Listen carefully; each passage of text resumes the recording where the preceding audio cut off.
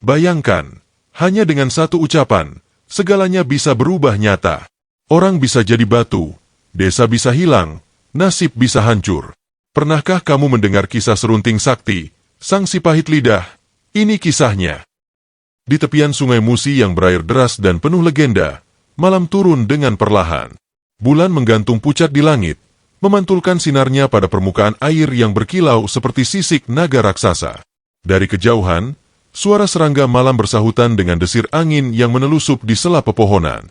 Sunyi itu bukanlah sunyi biasa, melainkan sunyi yang syarat rahasia, seolah bumi menyimpan kisah yang terlalu berat untuk diucapkan. Orang-orang tua di kampung sering berkata, "Jangan terlalu lama menatap arus Musi di malam hari. Kau bisa melihat bayangan masa lalu yang belum tentu sanggup kau pahami." Sungai itu, dalam kesepiannya, seakan masih menyimpan gema langkah seorang pemuda sakti yang namanya tak pernah hilang dari ingatan. Beratus tahun silam, sebelum dunia mengenal batas antara mitos dan kenyataan, hiduplah seorang pemuda gagah perkasa bernama Serunting Sakti. Ia tumbuh di tanah Pasemah, tanah tinggi yang dikelilingi kabut dan hutan rimba. Dari kecil, Serunting sudah menunjukkan keistimewaan. Tenaganya jauh melampaui usianya, matanya jernih seperti bisa menembus kabut, dan keberaniannya membuat orang-orang sebaya segan padanya. Ia bukan rakyat jelata, sebab darah bangsawan mengalir dalam dirinya. Namun kebangsawanannya tak membuatnya manja. Serunting justru tumbuh keras, ditempa alam, dan dihormati karena ketangguhannya. Setiap orang yang melihat sosoknya tahu, pemuda ini bukan hanya pewaris darah, melainkan juga takdir besar. Tak ada senjata yang lebih akrab dengan Serunting selain tombak pusakanya. Tombak itu bukan sekadar besi dan kayu, melainkan warisan leluhur yang diyakini berisi roh pelindung keluarga. Dengan tombak itulah ia berlatih setiap hari, menusuk bayangan, menantang badai, bahkan berlatih di bawah derasnya hujan agar tubuhnya tak gentar menghadapi apapun. Namun, meskipun tombak itu membuatnya disegani, ada sesuatu yang lebih dahsyat dari dirinya. Orang-orang yang pernah mendengar kabar tentangnya selalu berbisik, "Jangan main-main dengan Serunting. Senjatanya bukan hanya tombak, tapi lidahnya sendiri." Ucapan itu bukan peribahasa semata, sebab lidah Serunting kelak menjadi senjata paling berbahaya yang pernah ada. Ya, lidahnya. Serunting memiliki karunia sekaligus kutukan yang jarang dimiliki manusia lain. Apa yang diucapkannya bisa menjelma nyata. Jika ia berkata pada air agar surut, maka surutlah ia. Jika ia mengucap pada api agar padam, maka padamlah api itu. Namun di sisi lain, sekali ia marah dan mengeluarkan kata-kata buruk, dunia seakan tak bisa menolak, dan bencana pun terjadi. Kesaktian itu membuat banyak orang gentar, bahkan sebelum Serunting menyadarinya sendiri. Di mata orang biasa, ia bukan lagi sekadar manusia, melainkan jembatan antara ucapan dan kenyataan, antara yang gaib dan yang kasat mata. Namun kesaktian tak pernah datang tanpa harga. Segalanya bermula dari perselisihan yang tampak sepele dengan saudara iparnya, Arya Tebing Serdang. Awalnya hanya perkara sawah, batas tanah, dan harga diri yang disenggol oleh kata-kata. Tetapi api kecil yang dibiarkan menyala segera menjadi kobaran yang membakar seluruh hubungan keluarga. Tebing Serdang merasa terhina, dan Serunting pun tak mau mundur. Kedua pria itu akhirnya memutuskan mengadu kesaktian di sebuah bukit yang sunyi. Dari sanalah awal mula kutukan lidah Serunting lahir, ketika kata-katanya yang dilontarkan dengan amarah bukan hanya melukai lawan, melainkan juga mengikat takdirnya sendiri. Sejak saat itu, setiap ucapannya membawa beban, bisa jadi berkah, bisa pula menjadi malapetaka. Di atas bukit sunyi itu, pertarungan antara Serunting dan Arya Tebing Serdang berlangsung seperti perang para dewa. Langit tiba-tiba gelap, awan hitam berputar-putar, dan petir menyambar seolah ikut menyaksikan adu kesaktian mereka. Setiap gerakan menggetarkan bumi, tombak menghantam tanah hingga bergetar, sementara mantera yang diucapkan membuat pohon-pohon berguncang hebat. Serunting mengerahkan seluruh ilmunya, begitu pula Tebing Serdang yang tak ingin kalah. Pertarungan itu bukan hanya tentang siapa yang lebih sakti, melainkan juga soal harga diri, keluarga, dan kehormatan.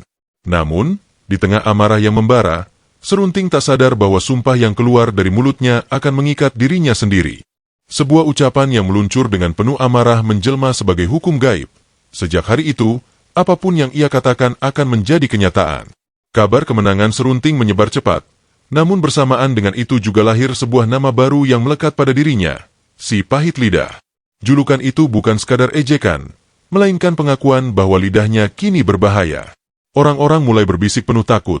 Sekali ia marah, sekali ia mengucap, tak ada jalan kembali. Julukan itu segera menggema ke berbagai penjuru. Bahkan sebelum Serunting datang, desas-desus tentang dirinya sudah lebih dulu menakut-nakuti penduduk. Ia tak lagi hanya seorang bangsawan dari Pasemah, melainkan legenda hidup yang lidahnya bisa membawa berkah atau bencana. Sejak saat itu, Serunting tak betah lagi menetap di kampungnya. Ia memilih menjadi pengembara, berjalan dari desa ke desa, dari lembah hingga pesisir. Tombak pusaka selalu berada di sisinya, namun orang-orang tahu bahwa senjata sejatinya bukanlah itu. Setiap langkahnya membuat orang-orang resah, takut salah menyapa atau salah bicara.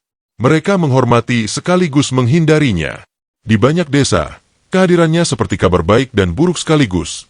Baik karena ia bisa melindungi, buruk karena ia bisa membawa kutukan. Serunting menyadari ia kini hidup di jalan sunyi, jalan yang dipenuhi rasa hormat bercampur takut. Suatu hari, dalam pengembaraannya, Serunting menyaksikan sebuah kejadian yang membuat dadanya membara. Sekelompok orang kaya raya dengan pakaian mewah, tengah mengejek penduduk miskin yang sedang meminta sedikit makanan. Tawa mereka terdengar menyakitkan, penuh congkak, seolah dunia hanya milik mereka. Serunting yang menyaksikan dari kejauhan mengepalkan tangan. Amarah yang ia tekan akhirnya meledak. Dengan suara menggelegar, ia berseru, "Jangan sombong. Kalau kau terus menghina orang miskin, batu jadinya kalian." Ucapannya meluncur tajam, bagai panah yang tak bisa ditarik kembali. Sekejap kemudian, dunia seakan berhenti bernafas. Tawa orang-orang kaya itu mendadak terhenti. Tubuh mereka kaku, kulit mereka mulai mengeras, dan wajah mereka membeku dengan ekspresi terperangah. Dalam hitungan detik, mereka berubah menjadi batu karang yang berdiri diam di tepi sungai. Angin pun terasa tercekik. Desa itu hening seolah bumi menunduk pada kutukan yang baru saja terjadi. Orang-orang miskin yang menyaksikan kejadian itu berlari menjauh, setengah takut, setengah kagum. Sejak saat itu, legenda tentang lidah Serunting semakin menakutkan. Setiap orang yang mendengar kisah itu mengingat satu hal, jangan pernah memancing amarah si pahit lidah, sebab satu kata darinya bisa mengubah hidup menjadi batu selamanya. Kabar tentang orang-orang kaya yang dikutuk menjadi batu menyebar secepat angin badai. Dari desa ke desa, orang-orang berbisik sambil menatap ngeri ke arah batu-batu besar yang kini berdiri kaku di tepi sungai. Itulah bekas orang congkak yang menantang nasib, kata mereka dengan suara pelan, takut jika kutukan itu masih bergaung. Tak lama kemudian, batu-batu lain mulai ditemukan di berbagai tempat. Ada yang menyerupai sekelompok manusia yang tengah duduk, ada pula yang seperti hewan yang sedang berlari. Semua diakini sebagai bekas kutukan lidah Serunting. Nama-nama batu pun lahir. Batu Raja, Batu Betangkup, Batu Lesung. Setiap batu itu bukan sekadar benda mati, melainkan pengingat bahwa lidah si pahit lidah lebih tajam daripada besi dan lebih keras dari baja. Namun, semakin banyak ia menebar kutukan, semakin dalam pula rasa kesepian menjeratnya. Malam-malam yang dulu penuh dengan kicau burung hutan kini berubah menjadi hening yang menyesakan. Serunting sering duduk sendirian di bawah cahaya bulan, menatap pusaka tombaknya yang bersandar di samping. Tidak ada sahabat, tidak ada saudara, bahkan tidak ada yang berani bercakap dengannya lebih dari sekadar kata singkat. Rasa takut membuat semua orang menjaga jarak. Ia adalah manusia yang terlalu sakti untuk didekati, terlalu berbahaya untuk dicintai. Kesaktiannya yang dahulu dianggap anugerah kini menjelma beban yang menghantui hatinya. Di setiap desa yang ia datangi, suasananya selalu sama. Orang-orang menyapanya dengan wajah pucat, lalu buru-buru menunduk. Anak-anak yang tadinya riang berlarian, mendadak sembunyi di balik pelukan ibu mereka ketika melihat sosoknya. Percakapan terputus, tawa menghilang. Serunting hanya disambut dengan ketakutan, bukan keramahan. Bahkan ketika ia hendak membantu atau melindungi, orang-orang lebih memilih menghindar, takut bila sepatah kata yang salah justru membuat mereka binasa. Dalam diam, Serunting mulai memahami bahwa manusia bisa hancur bukan hanya karena kutukan, tapi juga karena kesepian yang menggerogoti jiwa perlahan-lahan. Kesepian itu membuat Serunting semakin sering menyendiri di tepi sungai atau di hutan lebat. Ia menatap arus deras musi yang bergemuruh, seakan melihat bayangan wajah-wajah yang pernah ia kutuk. Kadang ia mendengar suara tawa yang tiba-tiba membeku, atau tangisan yang tak pernah berhenti, seolah batu-batu itu masih hidup, hanya tertidur di dalam tubuh kerasnya. Ia bertanya pada dirinya sendiri, apakah kutukan yang ia lepaskan benar-benar adil, atau hanya buah dari amarah yang tak terkendali. Namun setiap kali pertanyaan itu muncul, ia hanya bisa terdiam, karena takdir sudah terlanjur mengikat lidahnya. Di tengah kesunyian hidupnya, kabar baru datang bagai petir yang menyambar. Dari jauh, terdengar cerita tentang seorang sakti bernama Si Mata Empat. Konon, ia bukan hanya bisa melihat dunia gaib, tetapi juga isi hati manusia. Tak ada kebohongan yang bisa bersembunyi darinya. Tak ada rahasia yang bisa luput dari tatapan matanya. Kabar ini membuat hati Serunting bergetar. Untuk pertama kalinya, ia merasa ada seseorang yang bisa menandingi kesaktiannya, bahkan mungkin melampauinya. Bisik-bisik tentang pertemuan dua legenda itu menyebar cepat. Orang-orang yakin, jika keduanya bertemu, bumi dan langit akan menjadi saksi pertempuran yang tak akan pernah dilupakan. Pertemuan antara Serunting dan Si Mata Empat akhirnya tak terelakkan. Dua legenda yang kekuatannya sudah lebih mirip dewa daripada manusia itu dipertemukan oleh takdir. Hari itu, hutan lebat menjadi saksi. Burung-burung terbang meninggalkan pepohonan sebelum senja. Hewan-hewan berlarian menjauh, seolah alam sendiri tahu bencana besar akan segera pecah. Angin berputar membawa hawa dingin, tanah bergetar seperti menahan ketakutan. Serunting berdiri tegap dengan tombak pusaka di tangan, sementara Si Mata Empat hanya menatapnya dengan mata bercahaya yang seakan menelanjangi isi hati lawannya. Dunia seolah menahan napas, menunggu letupan pertama dari pertarungan yang akan mengguncang tanah Sumatera. Ketika pertarungan dimulai, langit langsung memerah. Serunting melancarkan serangan dengan tombaknya yang berkilat, sementara lidahnya mengeluarkan kata-kata yang bisa merubah kenyataan. Namun, setiap kutukan yang ia lepaskan, selalu ditangkis oleh mantera Si Mata Empat. Petir menyambar tanpa henti, cahaya membelah langit, dan tanah terbelah oleh dahsyatnya benturan kesaktian. Suara guntur bersahut-sahutan dengan teriakan gaib yang bergema dari lidah mereka.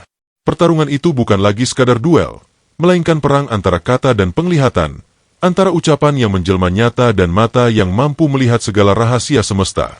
Serunting semakin marah, mengeluarkan sumpah-sumpah yang lebih keras. "Hancurlah engkau jadi debu," teriaknya. Namun Si Mata Empat membalas dengan mantera yang membuat kutukan itu berbalik menghantam Serunting sendiri.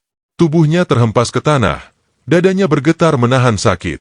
Si Mata Empat menatapnya tanpa amarah, hanya dengan sorot mata yang dalam, seolah berkata, "Lidahmu adalah pedangmu, dan pedang itu kini melukai dirimu."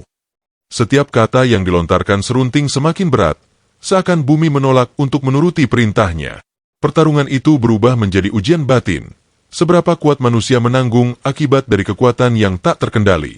Asap pekat menelan hutan setelah benturan terakhir terjadi. Pohon-pohon tumbang, tanah terbelah, dan udara dipenuhi bau belerang. Ketika kabut perlahan menghilang, sosok Serunting tak lagi terlihat.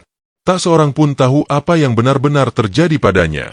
Ada yang mengatakan ia gugur di tangan Si Mata Empat, namun ada pula yang percaya ia memilih bersembunyi, menunggu saat untuk kembali.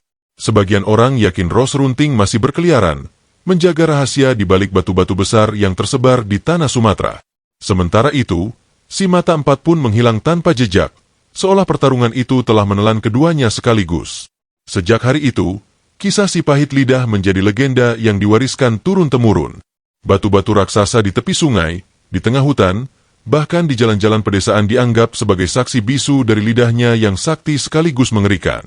Orang-orang tua selalu menutup cerita ini dengan sebuah pesan yang sederhana namun dalam maknanya. Jaga kata-katamu, nak. Lidah lebih tajam dari pedang, lebih pahit dari racun.